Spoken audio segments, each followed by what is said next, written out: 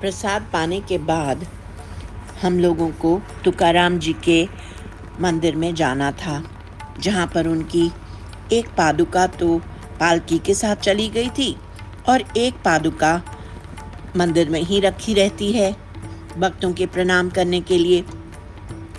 तभी हमारी मुलाकात एक छोटे उम्र के यंग भक्त से हुई, जिनका परिवार generations after generation Thakur ji की आरती के समय वाद बजाता है, जैसे कि ढोलक है या तबला है। इस तरह की वाद सेवा उनका ही परिवार करता है। ये पारंपरिक प्रथा चली आ रही है। तो वो जो हैं, उनका नाम सन्मेश पांडे है और वह काफ़ी यंग हैं और इस्कॉन से भी जुड़े हुए हैं और बहुत ही अच्छे भक्त हैं। उनसे हमारी मुलाकात हुई और वही हमें तुकाराम जी के मंदिर भी लेकर के गए। जब हम तुकाराम जी के मंदिर जा रहे थे तो उन्होंने सामने रखा हुआ बैरियर जो था, जिसमें गोलक होती है, वो गोलक हटाई और हमें अंदर आने को कहा।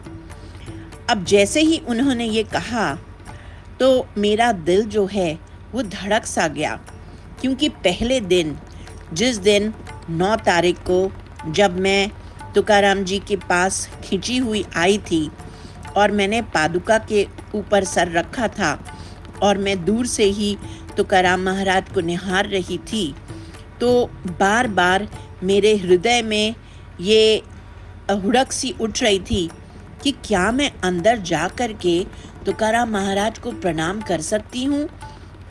क्या मैं उनके चरण स्पर्श कर सकती हूँ? मुझे पता था कि ये नई मूर्ति जो है, उनकी 1 साल पहले ही प्रधानमंत्री मोदी जी ने इनॉग्रेशन किया था।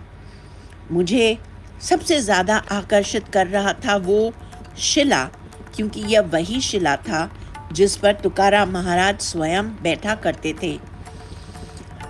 और उस दिन सुबह 13 तारीख को जब सन्मेश जी ने हमें कहा कि आप अंदर आइए और आज का पटका भी और उनको जो माला पहनानी है, धारण करनी है, वो भी मुझे ही पहनाने का सौभाग्य मिलेगा, तो मेरा शरीर बिल्कुल रोमांच से भर गया। ये तो ऐसी बातें हो रही हैं जिसकी हम कल्पना भी नहीं कर सकते। बाहर खड़े होकर हमने जो कुछ सोचा, तुकाराम महाराज की कृपा से वह सब कुछ पूर्ण हो रहा था।